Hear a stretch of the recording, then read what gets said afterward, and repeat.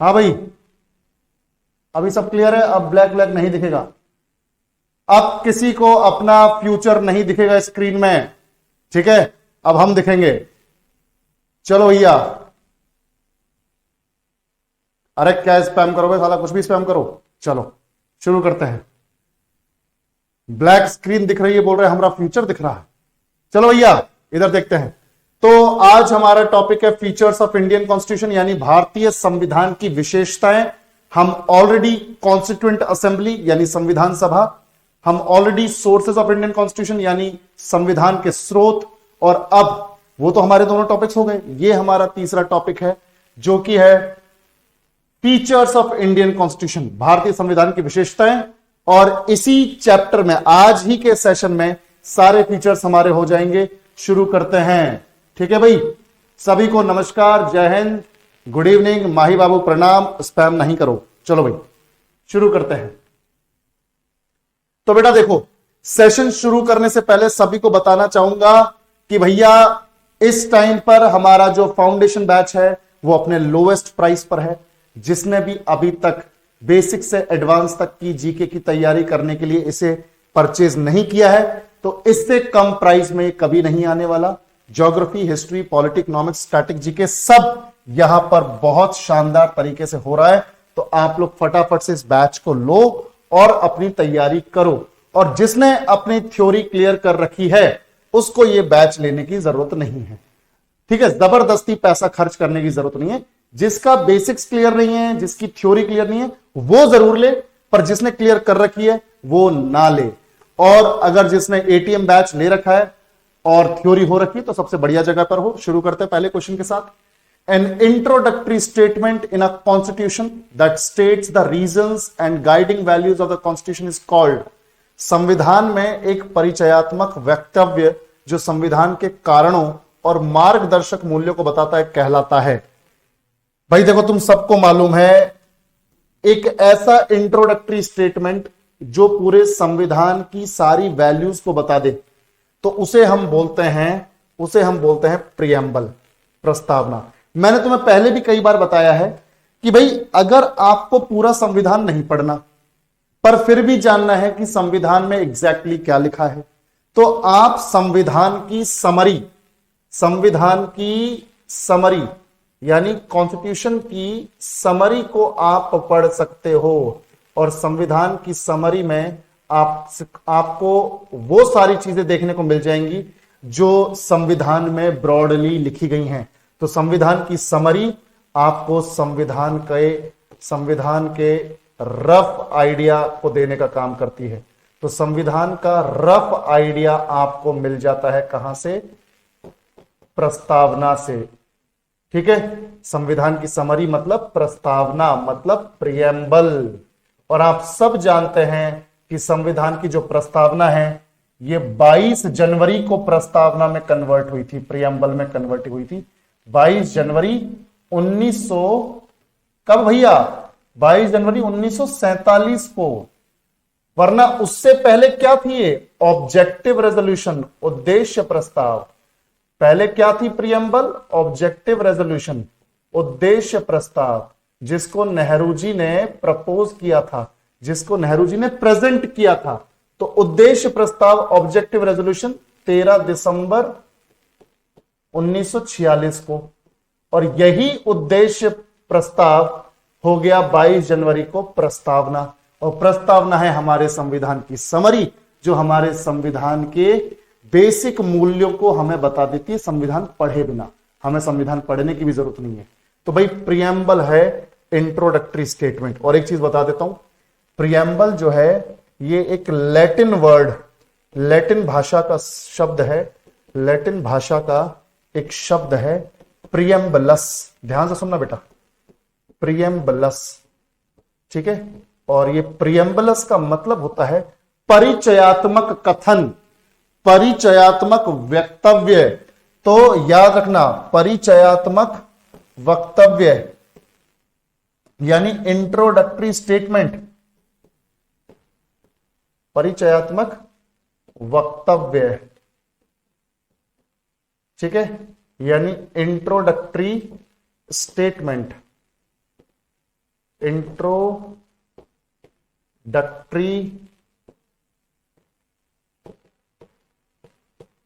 Statement. ठीक है बेटा, इंट्रोडक्टरी स्टेटमेंट, परिचयात्मक वक्तव्य। और याद रखना प्रियम्बल का कॉन्सेप्ट हमने कहां से बोरो किया है, हम ऑलरेडी पढ़ चुके हैं, कल ही पढ़ा है।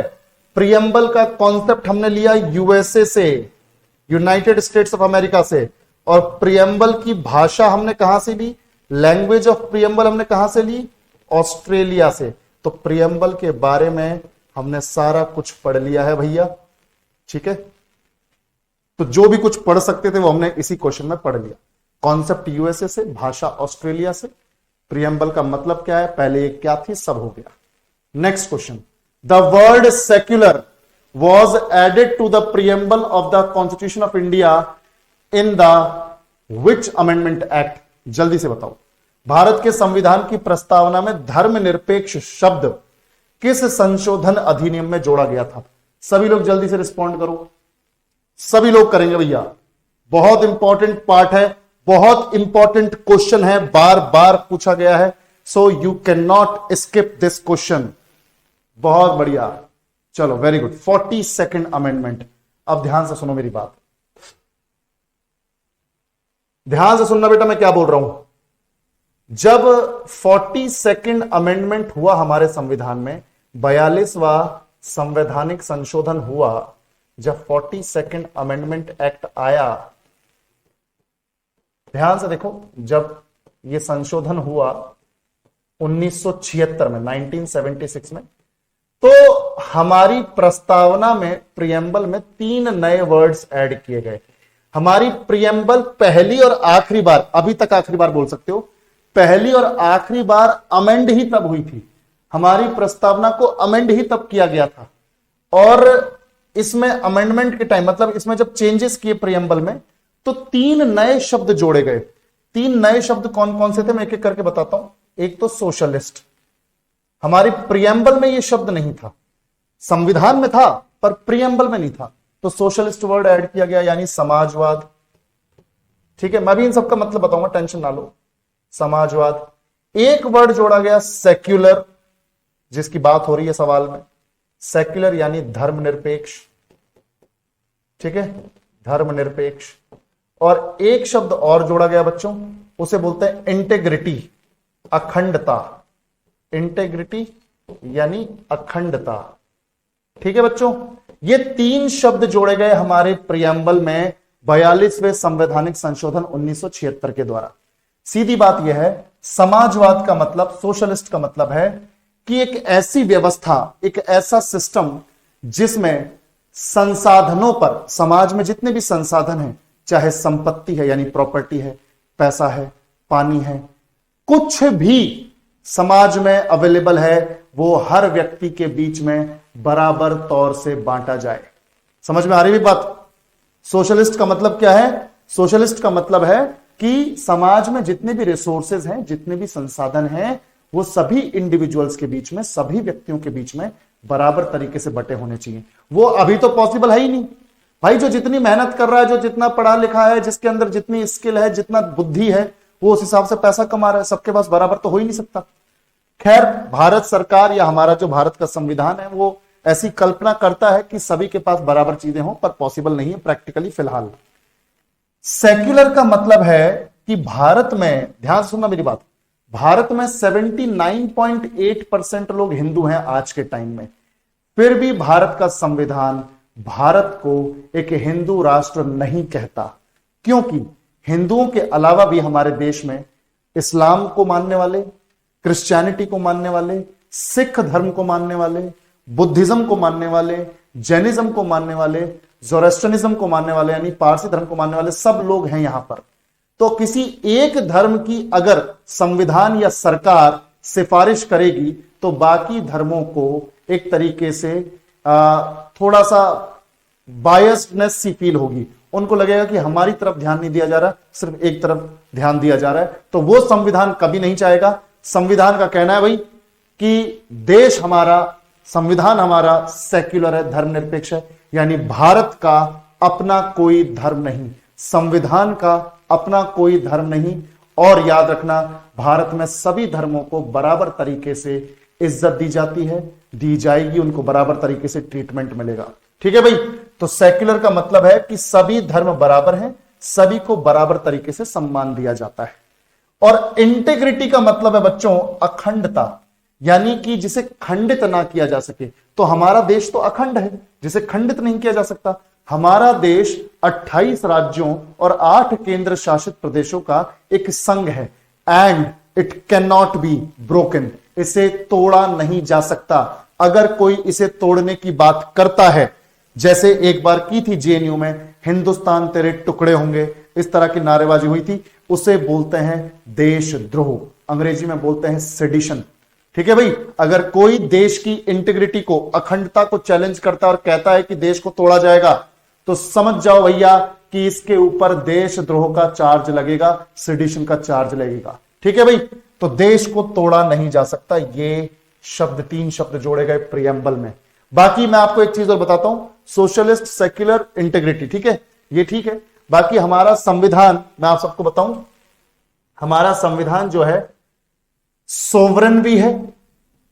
हमारा संविधान सोवरेन भी है। सोवरेन का मतलब होता है संप्रभु। संप्रभु का मतलब होता है कि हमारा देश आजाद है, किसी के अधीन नहीं है। पर मुझे एक बात बताओ, यस और नो में जवाब देना कमेंट सेक्शन में। क्या 1947 से पहले हम संप्रभु थे? क्या 1947 से पहले हम आजाद थे? क्या 1947 से पहले हम सॉवरेन थे? यस और नो बताओ बेटा सभी लोग। 1947 से पहले we were not a sovereign country, हम आजाद देश नहीं थे। तो याद रखना, अब आजाद हैं। 15 अगस्त 1947 के बाद से हम संप्रभु हैं, आजाद हैं, किसी के अधीन नहीं है। चलो, तो हमारा संविधान संप्रभु है। उसके अलावा हम डेमोक्रेटिक हैं। हम क्या है बच्चों? डेमोक्रेटिक। हमारा संविधान कैसा है? डेमोक्रेटिक है, लोकतांत्रिक है। और इसका मतलब यह है, इसका मतलब यह है कि हमारे देश की जो जनता है, हमारी देश की जो जनता है, उसके पास यह अधिकार है कि वो अपने प्रतिनिधियों को चुन सके। देश में चुनी हुई सरकार है बच्चों। ठीक है, हम सब जानते हैं जिस देश में डेमोक्रेसी होती है, जिस देश में लोकतंत्र होता है, वहां पर लोग सरकार चुनते हैं। लोग सरकार चुनते हैं, वो भी एक पर्टिकुलर टाइम पीरियड के लिए। तो लोग सरकार चुनते हैं और हमने चुनी हुई है 5 साल के लिए। अगर कोई सरकार ढंग से काम नहीं करती तो हम उसे फिर उसका रास्ता भी दिखा देते हैं, अगली बार उसे जिताते नहीं।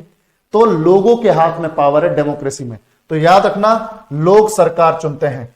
ठीक है भाई, लोग ही सरकार चुनते हैं। और तुमने सुना भी होगा, अब्राहम लिंकन यूएसए के 16th प्रेसिडेंट, 16वें राष्ट्रपति थे अब्राहम लिंकन। उन्होंने बोला था डेमोक्रेसी इस तरह का एक लोकतांत्रिक व्यवस्था है जिसमें, ध्यान से सुनना, जिसमें सरकार जो है वो लोगों की है, यानी ऑफ द पीपल, लोगों की,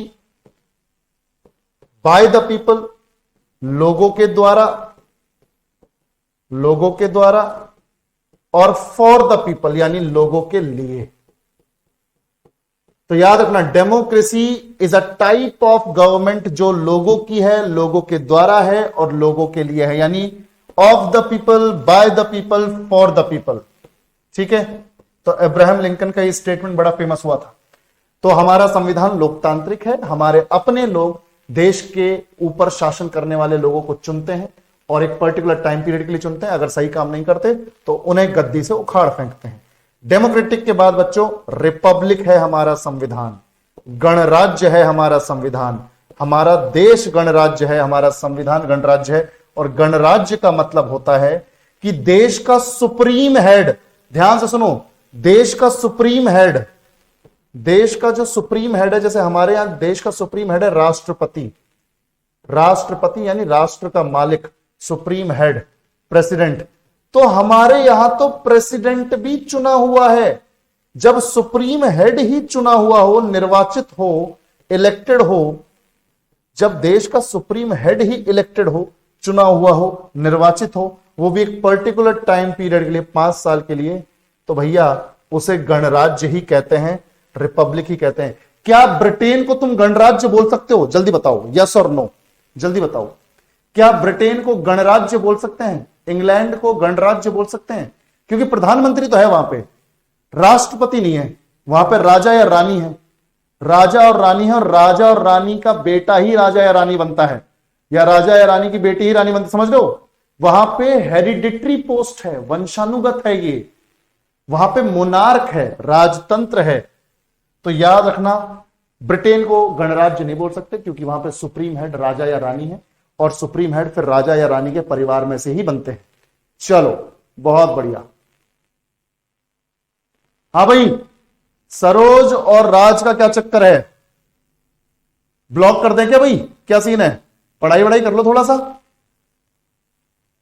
ध्यान से देखो इधर पे। अब देखो बेटा, यहां पर हमारा आंसर तो हो गया 40 सेकंड, ठीक है, 40 सेकंड। मुझे फालतू का कमेंट किसी का नहीं दिखना चाहिए, मैं नाम नोट कर लूंगा और तुम्हें बोलूंगा भी नहीं, और अगले दिन से तुम्हारा सब्सक्रिप्शन कैंसिल, सीधी बात, ठीक है। हाँ, चुपचाप अपनी पढ़ाई पे फोकस करो सभी लोग। Next question, Keshavananda Bharati case in 1973 stemmed the question that the preamble can be changed completely, can be separated into sections, can be amended, not be amended। 1973 में केशवानंद भारती केस ने इस सवाल को जन्म दिया कि प्रस्तावना पूरी तरह से बदल सकती है, या उसे विभाजित किया जा सकता है खंडों में, या उसे संशोधित किया जा सकता है, या उसे संशोधित नहीं किया जा सकता। बताओ केशवानंद भारती केस में क्या फैसला आया? बहुत बढ़िया, बहुत बढ़िया। एक सेकंड बेटा, एक सेकंड धनाश्री, एक सेकंड। सरोज और सरोज और क्या नाम है, राज, सुन लो भाई मेरी बात। गर्ल्स अनकंफर्टेबल नहीं होनी चाहिए क्लास में तुम्हारे कमेंट से या कुछ भी। मैं वार्निंग दे रहा हूं, लास्ट वार्निंग, और मैं सबको बोल रहा हूं इस तरह की जो भी हरकत कर रहे हैं, क्लास में डिग्निटी मेंटेन करो। समझ में आ रही है बात? सभी को बोल रहा हूं, सिर्फ दो बंदों को नहीं बोल रहा हूं, सभी को बोल रहा हूं, क्लास में डिग्निटी मेंटेन होनी चाहिए। अदरवाइज बकवासबाजी हुई, मैं क्लास से निकाल फेंकूंगा, फिर बोलते रहना कि भवानी सर ने ये कर दिया, ठीक है। ध्यान से देखो, ध्यान से देखो इधर पे। तो Keshavananda Bharati case in 1973 stemmed the question that preamble can be amended. ध्यान से सुनो, संशोधन किया जा सकता है। पहले मैं आपको बताता हूं, दो केसेस हैं 1960 में, ध्यान से देखना बेटा सभी लोग। 1960 में एक केस था सुप्रीम कोर्ट के पास, Berubari union case, Berubari union case. Case क्या था वो आपको जानने की जरूरत नहीं है, जो लॉ की पढ़ाई करते हैं वो ध्यान से देखते हैं इन सारी चीजों को। आप बस केस का नाम देखो, Berubari union case. Supreme court ने इस केस में यह फैसला सुनाया कि प्रियम्बल जो है, ध्यान से देखो बेटा सभी लोग, प्रियम्बल संविधान का पार्ट नहीं है, संविधान का पार्ट नहीं है, प्रस्तावना संविधान का पार्ट नहीं है। यह फैसला सुनाया 1960 में सुप्रीम कोर्ट ने, ठीक है। ध्यान से देखो, अब क्या होता है, अब क्या होता है, संविधान का पार्ट नहीं है ये इन्होंने सुप्रीम कोर्ट ने बोल दिया।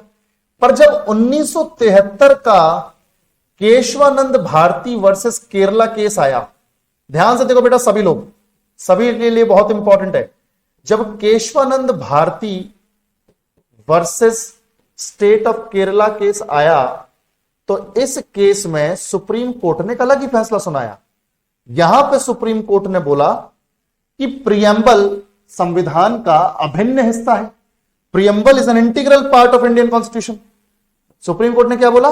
प्रियम्बल यानी प्रस्तावना संविधान का इंटीग्रल पार्ट है, अभिन्न हिस्सा है, संविधान का इंटीग्रल पार्ट है, मतलब इसको तो अलग ही नहीं किया जा सकता।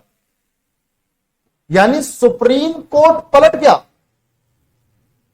तुम बोलोगे सर सुप्रीम कोर्ट पलट गया, पहले सुप्रीम कोर्ट ने खुद ने कुछ बोला और दोबारा दूसरे केस में कुछ बोल रहा है।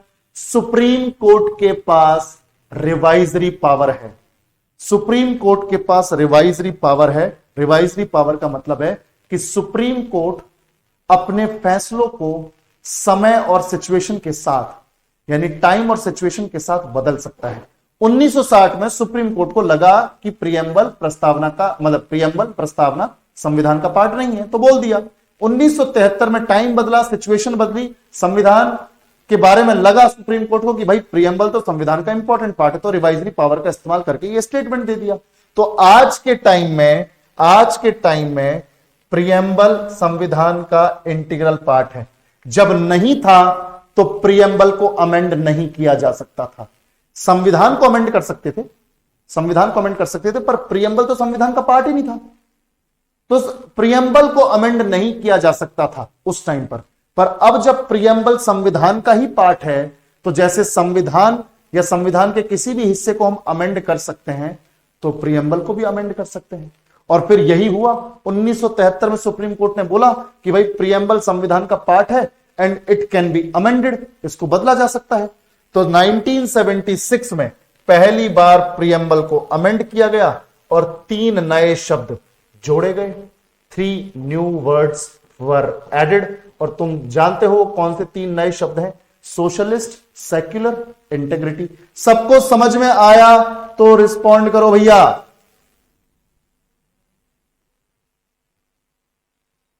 ओए बातें नहीं, ध्यान से देखो इधर पे, क्लियर है? चलो बहुत बढ़िया।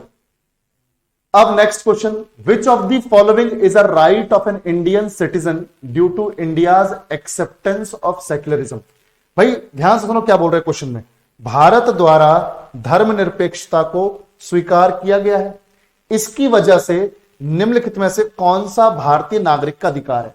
भाई सेक्युलरिज्म यानी सभी धर्म बराबर हैं और आप किसी भी धर्म को अपनी इच्छा से फॉलो कर सकते हो, प्रैक्टिस कर सकते हो। भाई मैं हिंदू हूं, कल को मुझे इस्लाम पसंद आता है तो मैं इस्लाम को प्रैक्टिस कर सकता हूं, उसको अपना सकता हूं। कल को मुझे सिख धर्म पसंद आता है तो मैं उसको अपना सकता हूं।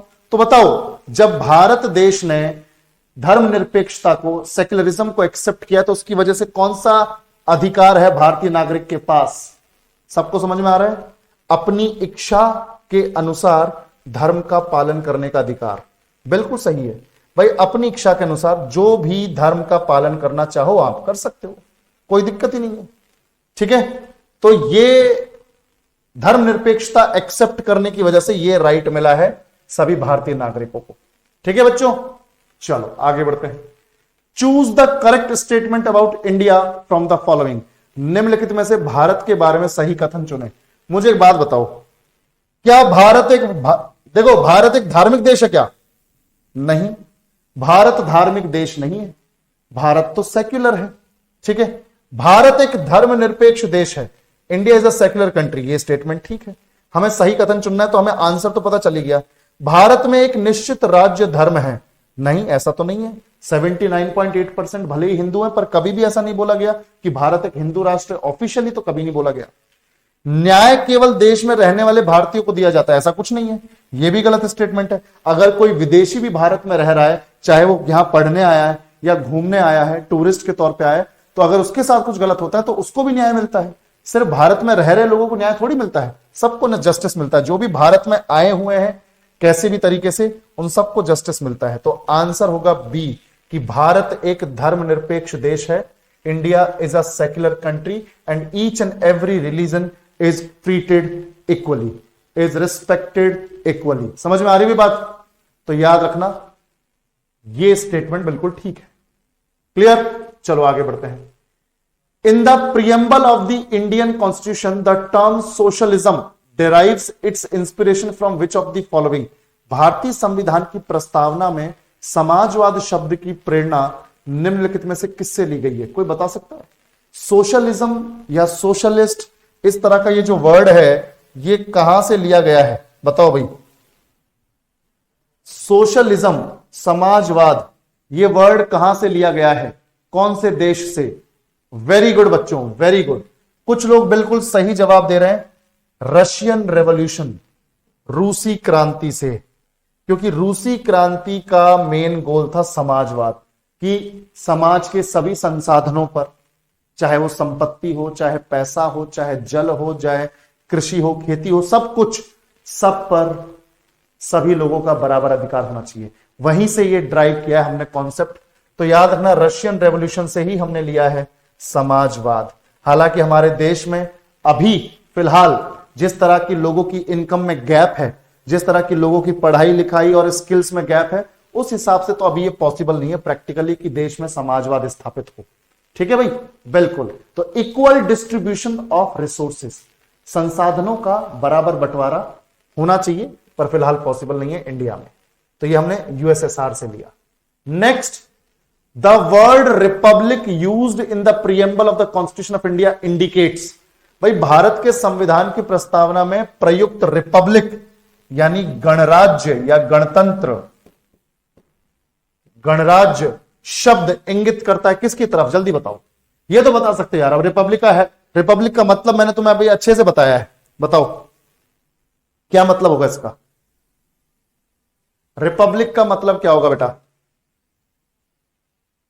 बहुत बढ़िया, बहुत बढ़िया, very good, very good.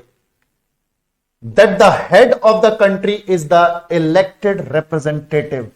Head of the country elected representative, देश का मुखिया निर्वाचित प्रतिनिधि होता है। तो सही बात, हमारे देश का मुखिया है प्रेसिडेंट, राष्ट्रपति, और वो एक निर्वाचित मुखिया है, निर्वाचित प्रतिनिधि है 5 साल के लिए।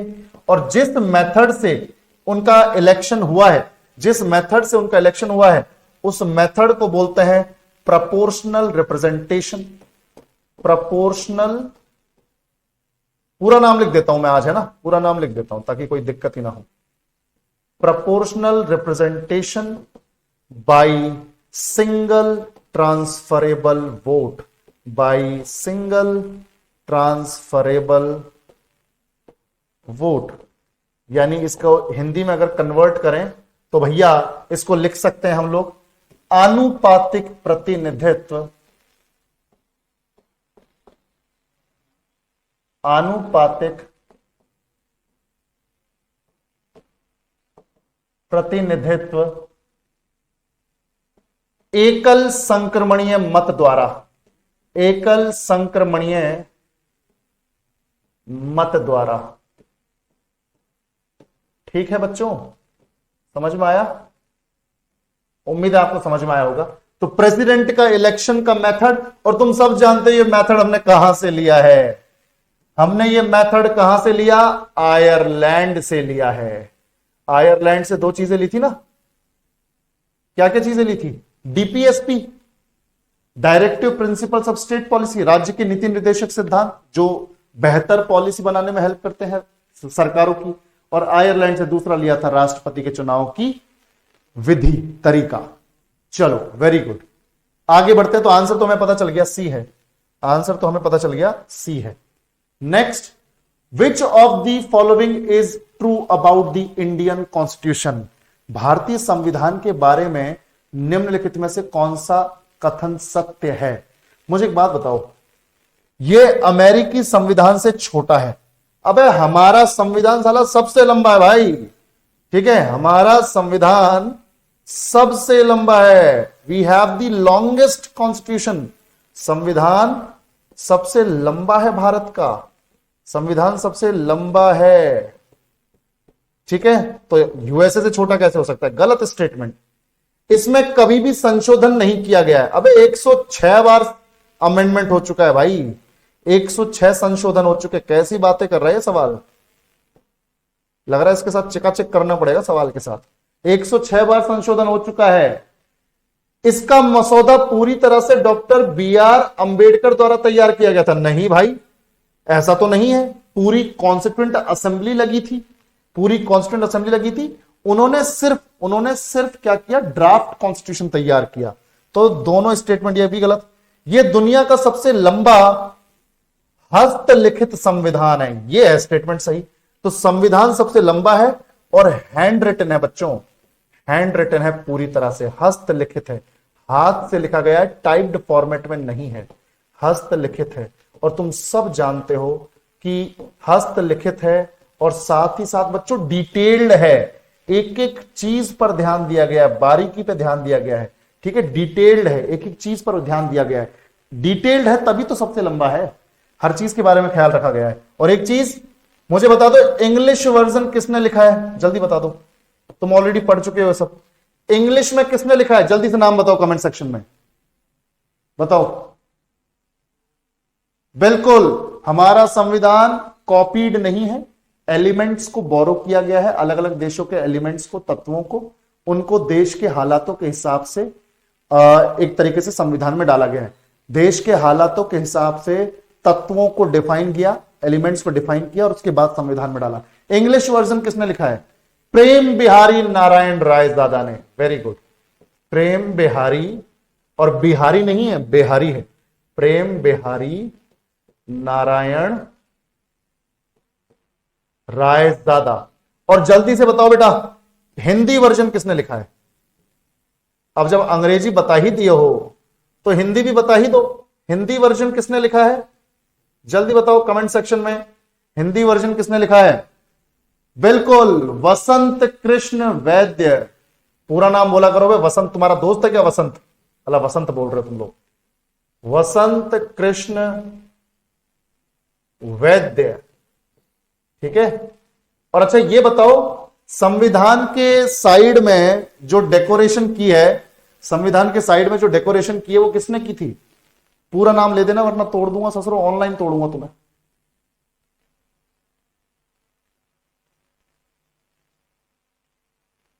प्रेम कुमार लिखा है, उस बुक को फाड़ के फेंक दो ससुरी को। कोई बात नहीं धनश्री, कोई बात नहीं। बाकी लोग शाबाश, दिलीप, एलशिव, वेरी गुड, नवनीत, बहुत बढ़िया। नंदलाल बोस, पूरा नाम यहां पे भी नहीं बोल रहे हो भाई, तुम्हारे साथ चिकाचिक होगा।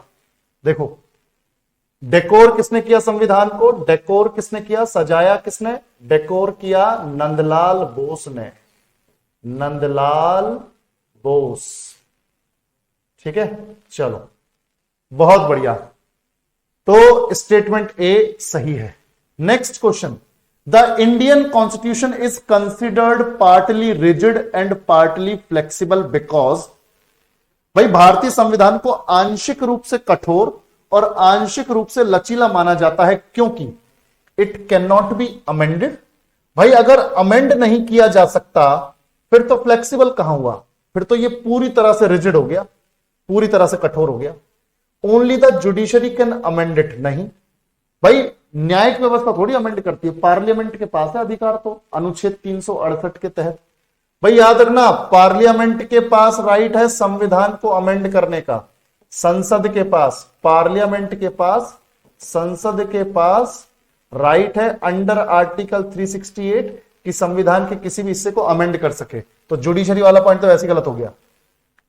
सम provisions can be amended by a simple majority while others require a special majority. इसमें लिखा है इसमें संशोधन किया जा सकता है। हाँ ये देखो, ये थोड़ा सा यहां पर स्टेटमेंट को थोड़ा चेंज करते हैं, हिंदी वाला तो चेंज हो रखा है, ये स्टेटमेंट चेंज नहीं हो रखा। देखो इसका ये स्टेटमेंट होगा ये, और आंसर भी यही है, इट कैन बी अमेंडेड, इसमें संशोधन किया जा सकता है, it can be amended but not easily, पर आसानी से संशोधन नहीं किया जा सकता। भाई यही आंसर है, सी आंसर है, सी आंसर है कि इसमें संशोधन किया जा सकता है लेकिन इतनी आसानी से नहीं।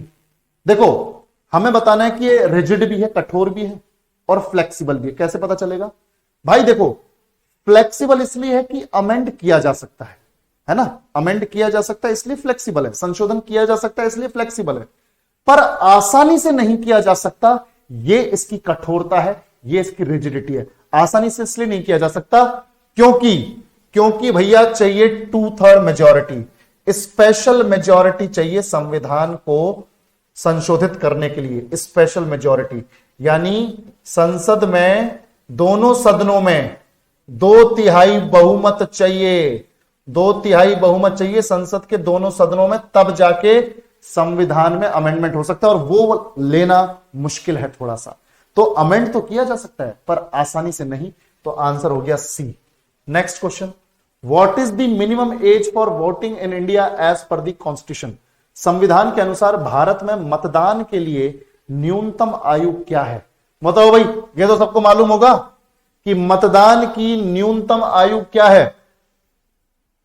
18 वर्ष।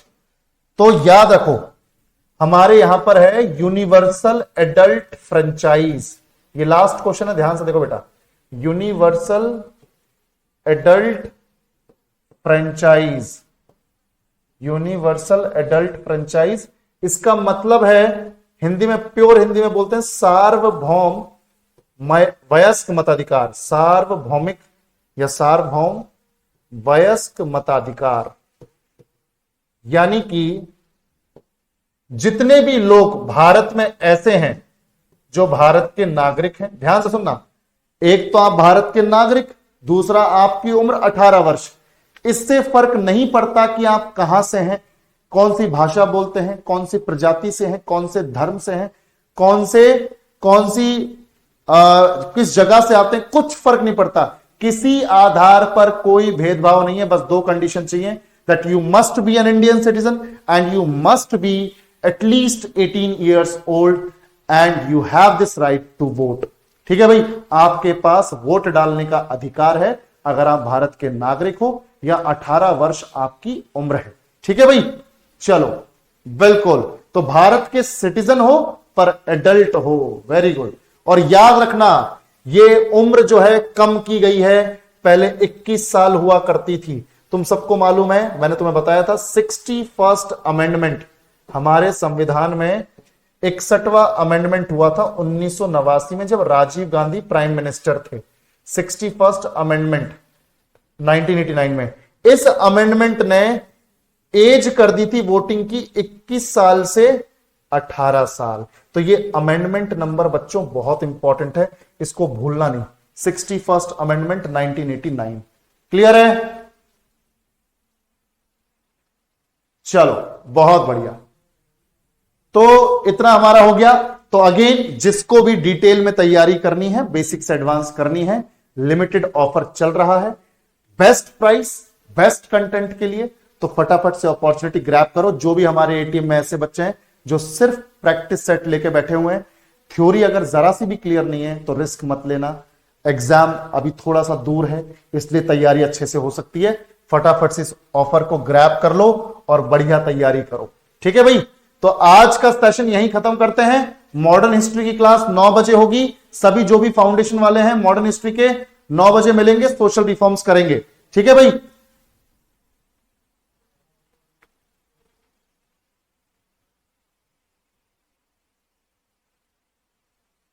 कोई बात नहीं सरोज, कोई बात नहीं।